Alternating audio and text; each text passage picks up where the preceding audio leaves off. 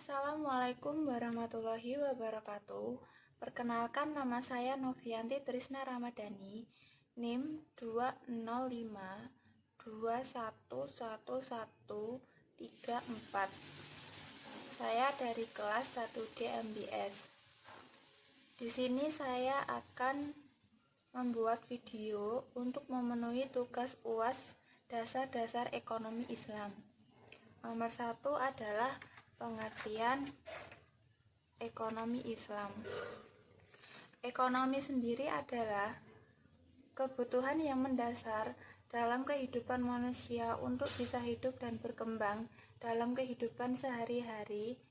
Sedangkan ekonomi Islam adalah ilmu pengetahuan sosial yang di dalamnya mempelajari tentang masalah-masalah ekonomi masyarakat yang berbasis Islam dan didasari 4 pengetahuan, yaitu Al-Quran, Sunnah, Ijma, dan Qiyas. Nomor 2 adalah jenis-jenis dan perbedaan pemahaman ekonomi. Yang pertama yaitu sistem tradisional. Intisari dari sistem tradisional adalah tradisi dan kekeluargaan. Sistem perekonomian tradisional didasarkan pada kebiasaan turun-temurun yang dilakukan oleh nenek moyang.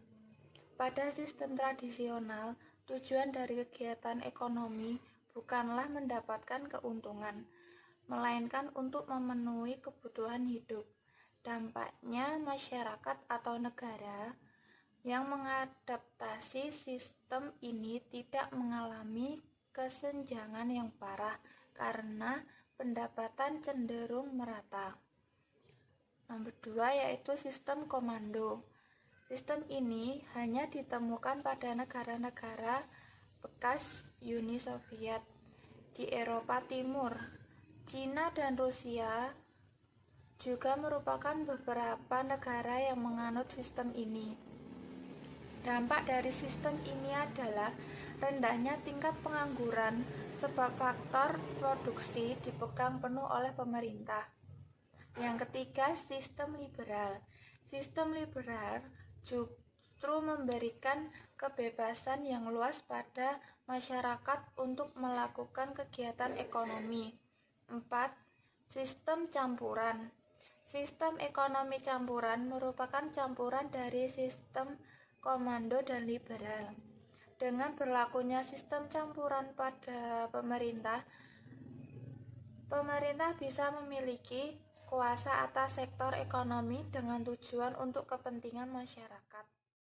Contoh lain yaitu 1. Ekonomi makro.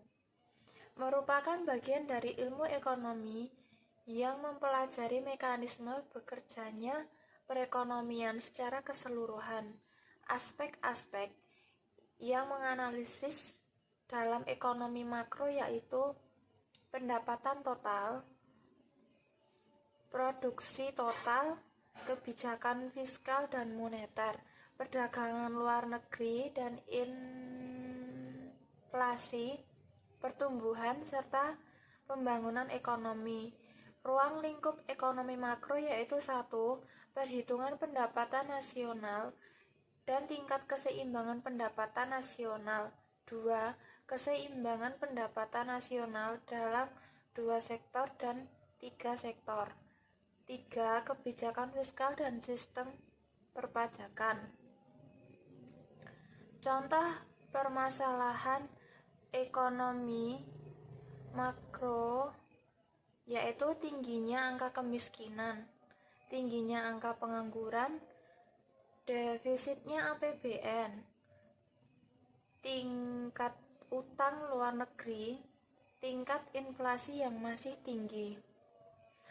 Contoh yang kedua yaitu ekonomi mikro, merupakan bagian ilmu ekonomi yang mempelajari peringkat unit-unit ekonomi secara individual seperti perilaku konsumen, perilaku produsen, pasar, penerimaan, biaya, dan keuntungan perusahaan.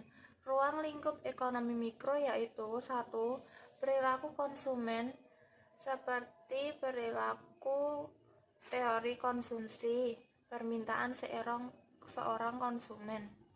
2. Perilaku seperti teori perilaku produsen, penawaran seorang produsen, teori produksi, biaya produksi, penerimaan produksi, laba dan permintaan akan input produksi.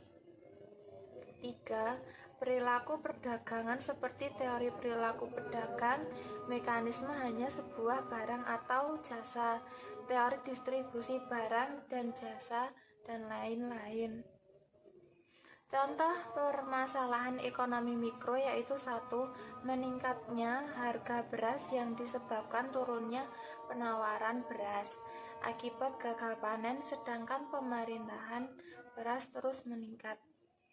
2. Adanya pabrik memonopoli oleh suatu perusahaan yang merugikan konsumen dan masyarakat. Nomor 3 yaitu permintaan dan penawaran dalam Islam.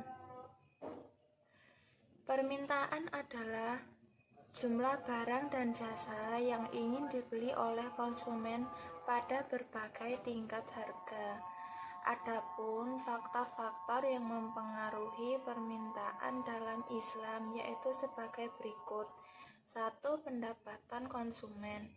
Menurut ekonomi Islam, naiknya pendapatan tidak boleh dipergunakan secara berlebihan atau boros, sehingga meningkatnya pendapatan diharapkan akan meningkatkan permintaan hingga batas tidak berlebih-lebihan atau israf.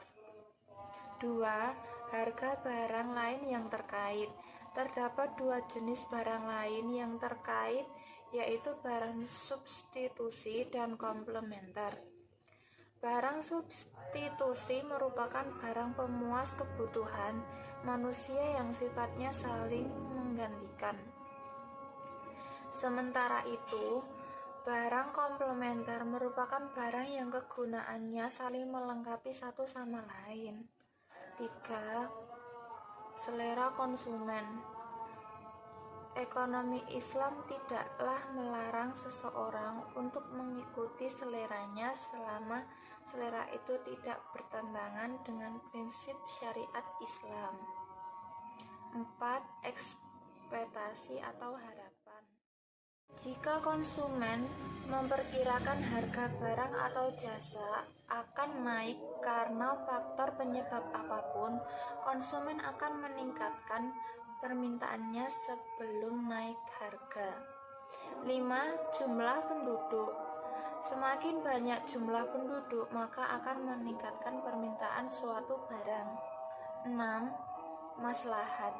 Maslahat merupakan tujuan utama dalam mengkonsumsi barang karena maksimasi maslahat merupakan cara untuk mencapai kesejahteraan umat di dunia dan akhirat atau falah.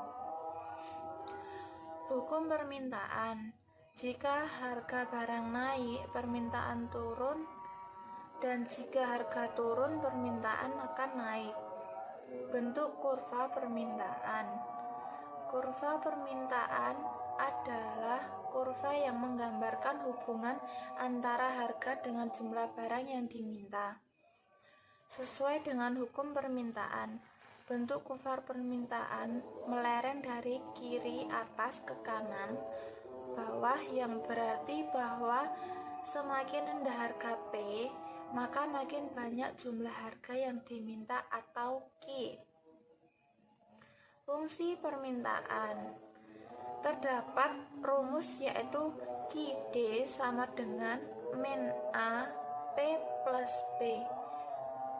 Penawaran adalah jumlah barang atau jasa yang akan dijual atau ditawarkan oleh produsen pada berbagai tingkat harga. Adapun faktor-faktor yang mempengaruhi penawaran dalam Islam yaitu sebagai berikut. 1. Harga input. Harga input merupakan komponen utama dalam biaya produksi. 2. Teknologi produksi. Dengan teknologi, maka efisiensi efisiensi dan optimalitas akan tercipta, sehingga dengan jumlah input yang sama menghasilkan produksi yang lebih tinggi. 3. Ekspektasi atau harapan. Jumlah output yang diproduksi perusahaan hari ini mungkin tergantung pada harapan tentang masa depan. 4. Jumlah penjual atau produsen. Pasokan pasar juga tergantung pada jumlah penjual. Semakin banyak jumlah penjual, penawaran terhadap barang akan bertambah. Sebaliknya, jika semakin sedikit jumlah penjual, penawaran terhadap barang akan berkurang. 5. Maslahat. Seperti halnya permintaan, pengaruh maslahat terhadap penawaran pada dasarnya akan tergantung pada tingkat keimanan dari produsen. Hukum penawaran. Jika harga barang naik, penawaran naik, dan jika harga turun, penawaran turun. Bentuk kurva penawaran. Kurva penawaran adalah kurva yang menggambarkan hubungan antara warga dengan jumlah barang yang dijual atau ditawarkan pada masing-masing tingkat warga.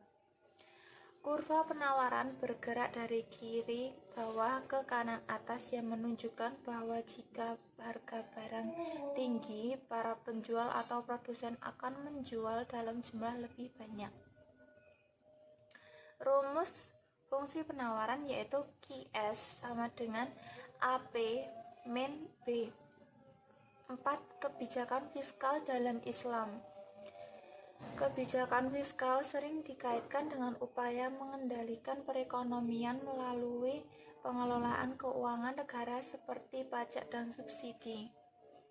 Kebijakan fiskal dalam ekonomi Islam menurut Faridi 1983 memiliki 4 tujuan pokok, yaitu 1.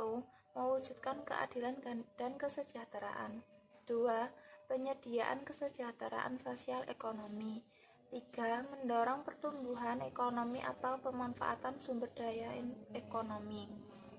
4. Memperbaiki moralitas dan budaya ekonomi masyarakat. Instrumen kebijakan fiskal dalam ekonomi Islam yaitu 1. Zakat mal. Fungsi utama zakat adalah sebagai pemenuhan kebutuhan dasar atau jaringan pengamanan sosial. Maka kaum fakir dan miskin dapat turut berpartisipasi dalam kegiatan ekonomi setara dengan masyarakat yang mampu. 2. Penerimaan pajak. Kebutuhan negara dalam hal ini adalah untuk menutup defisit anggaran atau untuk memperlancar perdagangan seperti pajak perdagangan atau pajak impor atau user. 3. Pemasukan pemerintah lainnya. Contoh pemasukan pemerintah lainnya seperti penghasilan dari aset negara atau FAI atau ghanimah, sumbangan masyarakat atau nawaib, harta yang tidak ada pewarisnya dan denda atau kafarat. 4. Penerimaan sumbangan dari masyarakat berupa sedekah, infak, dan wakaf. 5. Kerjasama pembiayaan pemerintah dan swasta. Pemerintah dapat bekerja sama saling menguntungkan dengan swasta dalam menyelenggarakan peran negara melalui pembiayaan dan menerbitkan sukuk atau obligasi syariah oleh negara. Instrumen kebijakan fiskal dan moneter dalam ekonomi Islam di Indonesia. 1. Giro wajib minimum atau GWM. Bisa dinamakan juga kategori reserve requirement, adalah simpanan minimum bank-bank komersial dalam bentuk giro pada Bank Indonesia yang besarnya ditetapkan oleh Bank Indonesia berdasarkan persentase tertentu dari dana pihak ketiga. 2. Sertifikat investasi mudharabah antar bank syariah atau sertifikat IMA. Instrumen yang digunakan oleh bank-bank syariah dalam melakukan transaksi antar bank untuk mengelola likuiditas mereka. 3. Sertifikat Bank Indonesia Syariah atau SBIS dapat digunakan oleh bank-bank syariah yang kelebihan likuiditas sebagai sarana penitipan dana jangka pendek. 4. Surat berharga syariah negara atau sutuk negara atau SBSN merupakan obligasi negara yang diterbitkan oleh pemerintah Republik Indonesia berdasarkan prinsip-prinsip syariah. Demikian video dari saya, kurang lebihnya mohon maaf. Wassalamualaikum warahmatullahi wabarakatuh.